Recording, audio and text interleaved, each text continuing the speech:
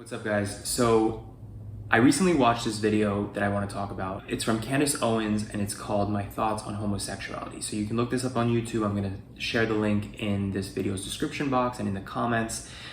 First, I want to say, if you're not familiar with Candace Owens, she's a very controversial right-wing, commentator, host. She has a very loyal and large fan base and reach, but she's very controversial. A lot of the things she says are controversial. So let's go into this video, and of course I'm curious what you guys think. I'm going to react to some things, share my feedback. I want to know what you guys think as well. Where do you stand on homosexuality? Why does it seem like conservatives are now avoiding that topic? It seems as if conservatives have given up on the homosexual debate altogether, and we now just talk about transgenderism. I think I have an idea of where this is going, right? To say politicians aren't focusing on this enough, we're just talking about trans people now. That sort of implies, why have we given up on the gay debate? As if there's something still to debate. Like, can't we just live in peace, man? Can't we just live in peace? I want to talk about this because there are some statistics that feel a little bit impossible to me, okay? So a Gallup poll found that today 7.1% of adults in the United States identify as either lesbian, gay, bisexual, trans, or something other than straight or heterosexual. Now, 7.1% today, but in 2012, 10 years ago, that number was 3.5%. So what changed? How did we more than double the amount of adults that identify as LGBTQ or something other than heterosexual since 2012? That just feels a little bit impossible to me. Okay, so this is the first, again, example of a nuance being missed. So a statistic jumping, doubling, right, of people identifying as non-straight. She's bringing this up, sort of planting that seed of, well, is it really a real thing to be gay? How could it suddenly skyrocket like that? It must be more of a psychological thing or a perceived thing rather than a reality of being gay. To me, as a gay person, it seems completely obvious based on how quickly things have changed in the past decade or so, how quickly our society is evolving, how much impact social media is having, Gen Z, what a different world Gen Z lives in because of social media. It seems quite obvious to me that a statistic like that would jump purely based on people's comfort level of admitting, oh, I'm not straight. Feeling safer or more comfortable to admit that they are not straight. Also, just the access we have nowadays to social media, porn, and so on, and finally some more varied depictions of non-straight people in media. I think through that, people see themselves, and so I think more people would come to the awareness of like, oh, this is who I am, or this is another part of me I hadn't explored. So it's less about there suddenly are more gay people, it's more about people waking up to the reality or feeling the courage to admit to a public poll, yes, I identify as this. I was walking down the street in Washington, D.C. There is a lot, especially in inner cities, you know this, and people will say, because if you're gay or you're lesbian, you move to an inner city because you will be more accepted. There's more people, obviously. But in D.C., there is a high presence, particularly along 14th Street, of lesbian and gay people, and they're out, and there's a lot of rainbow flags. And I was walking down the street with an immigrant, a person that was from Eastern Europe and was visiting the United States. And they asked me this question very seriously. They said, Candace, why are there so many gay people in America? And I sort of laughed because it was just such, I don't know, the audacity of the question, but also because of how sincere the individual was being when they asked it. It wasn't said from this stance of homophobia. There was no fear of gay people, but they're just asking like, hey, actually, why are there so many? And I didn't answer their question in a meaningful way, but they then said to me, well, we just don't have this many gay people in Eastern Europe. We just don't have this many people. And I thought, like, you're probably thinking, oh, well, it's probably just cultural differences. Maybe you actually do have that many gay people and you just don't realize it because they're scared to come out, right? That's the idea. They're trembling in a closet everywhere else but in America because we've become open and we've become accepting. Now, Eastern Europe is not Saudi Arabia. You're not going to get thrown off of buildings for being gay. And yet this person was telling me that this seemed bizarre to them, that there were this many people waving rainbow flags, this many gay couples walking down the street. That conversation stayed with me. So first off, Eastern Europe is incredibly bigoted, racist, homophobic. I mean, when she says Eastern Europe broadly, I wonder why she says that and doesn't point out the country. Eastern Europe to me could mean Russia. I mean, Russia is technically Asia, but I think most people think of Russia culturally more as Eastern European rather than Asian. But Ukraine, all those countries there, Belarus, Bulgaria, these are all notoriously bigoted cultures. This is a well-known thing. And the thing is, typically the most bigoted, in my opinion, in my observation, the most bigoted cultures tend to be because of lack of exposure, right? So Russia, for example, let's speak about Russia. Russians are notoriously racist and homophobic, but there aren't really many Black people at all in Russia, right? So their understanding of Black people would be just from media, just from what they see on the news, what they see in American movies, right? What they've been taught in history books versus the reality of having Black people around that they can kind of humanize. I think it's the same thing with homophobia. If you live in a place that does not respect gay people who are gay rights or humanize them, then people are going to be less open about being gay. So if people are less open about being gay, then you're not actually going to see it in your environment as freely, where you can normalize and again humanize and have empathy for the people around you. So what happens is you have gay people still around you everywhere. They're just not telling you they're gay because they're terrified of the society and the culture that they live in, of what could happen. A second conversation, and this is probably the most interesting conversation that I have ever had about the LGBTQ plus community. It was with a gay man that is conservative. You're probably thinking, Candace, there's no such thing as a gay man that is conservative. But yes, in fact, there are a bunch of gay conservatives that do not have sex, right? So they acknowledge that they are gay, but they believe that it is the act of sodomy that the Bible condemns. And this individual is a gay Christian.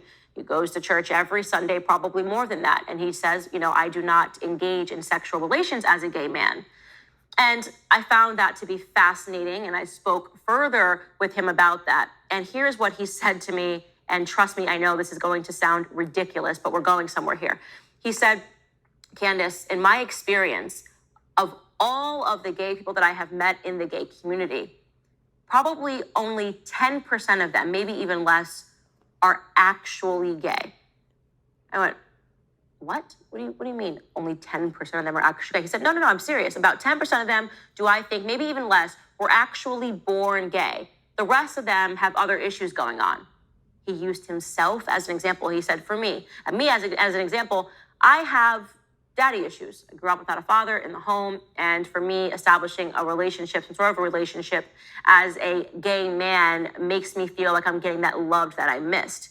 He also intimated to me that a lot of other people had been molested when they were children, and they had various reasons for becoming a part of the gay community consciously, right? So they're choosing to be gay, but they weren't born gay, since that always seems to be at the crux of the debate. So he's saying that people are artificially becoming gay people because of various experiences that they have had in the past.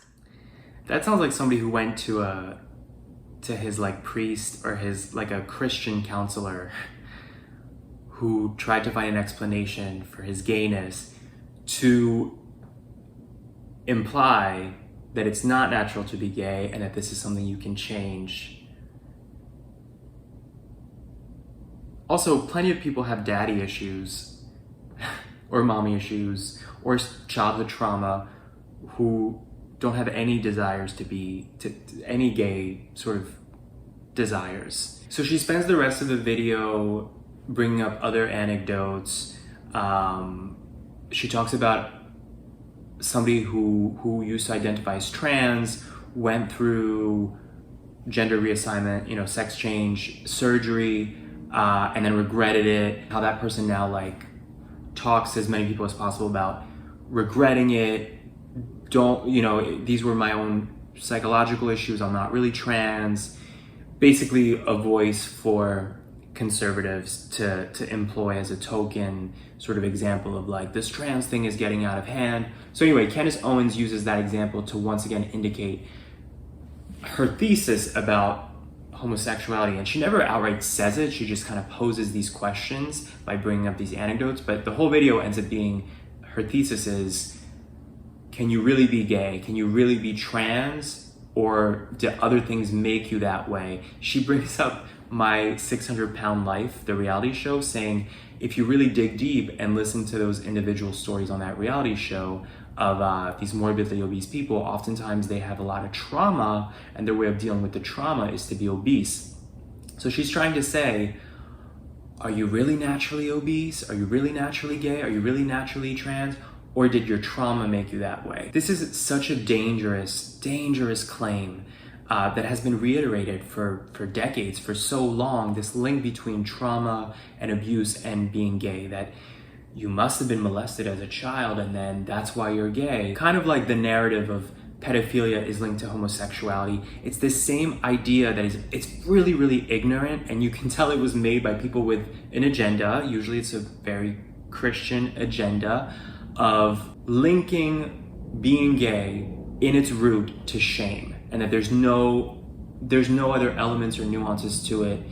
Being gay is a shame-based thing. It comes from mental issues, and there's like elements of this that are really important to dissect in why it's so dangerous.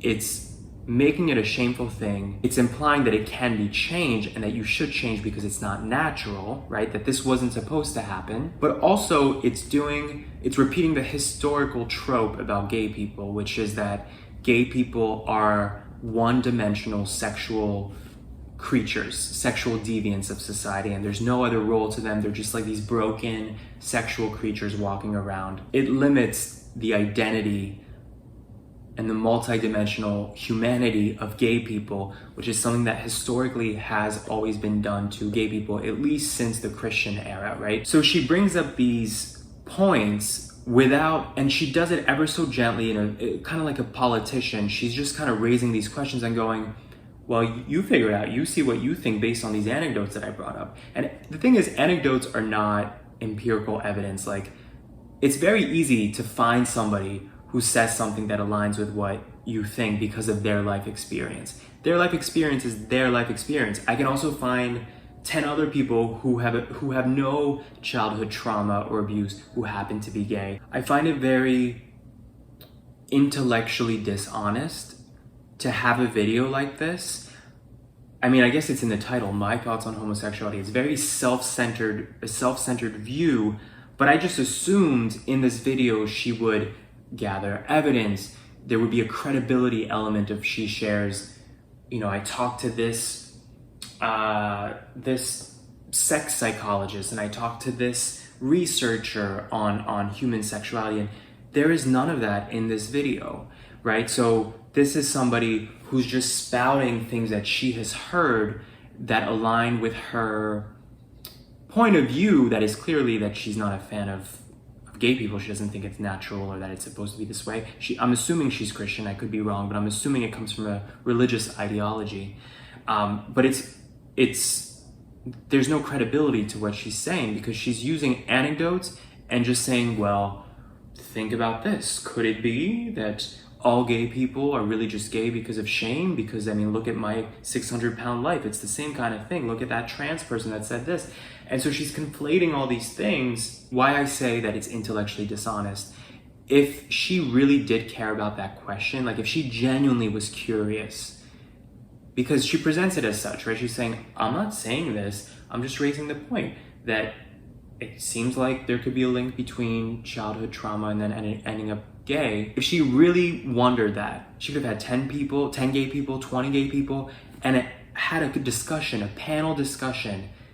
And this is the thing that always kills me, is why are we talking about gay people, but there are no gay people here?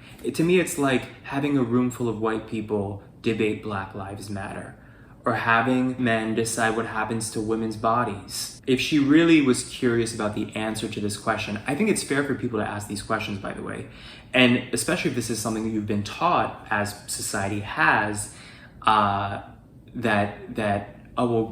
homosexuality must come from some form of trauma, and then the pedophilia element. These are tropes that have been repeated for so long that I don't blame people for having that seed planted in their head and really being curious about it. But why wouldn't you just ask some gay people, more than the one person mentioned in the video, who's not even in the video to speak on his behalf?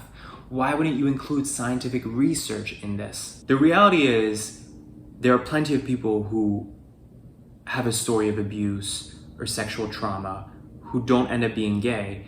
In fact, most people I've met, most friends that I have who went through that as kids, are heterosexual. And interestingly, many of them, it was at the hands of a woman. So woman to, or girl on girl, or woman to child, female child abuse. And nobody ever talks about that because, again, the stereotype is a man abusing a boy, and then that boy becomes gay or becomes a pedophile himself. And it's such a simplistic, like, intellectually lazy trope. And that's how I feel about this video. It's intellectually lazy, it's intellectually dishonest. And this is why I find people like Candace Owens or Ben Shapiro so dangerous, because they're great speakers, right? And they're very passionate. So that seems to give a sense of credibility, but it's false credibility.